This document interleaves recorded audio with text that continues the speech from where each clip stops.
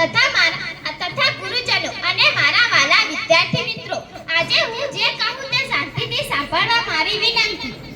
શિસ્ત વિનયનું પાથું લઈને અહીંથી હવે શિષ્ટાચાર કેળવવા જઈશું વિજય.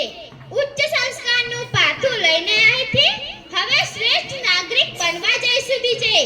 પાયાના શિક્ષણના પાઠ શીખીને અહીંથી ઉચ્ચ શિક્ષણના પાઠ શીખવા જઈશું વિજય. ધીગા મસ્તી કરી મિત્રો સાથે હવે નવા મિત્રોની શોધમાં જઈશું વિજય. સ્નેહપાન કરી ગુરુજનો પાસે અહીંથી હવે નાની હૂંફ મેળવવા જઈશું વિજય. મોજ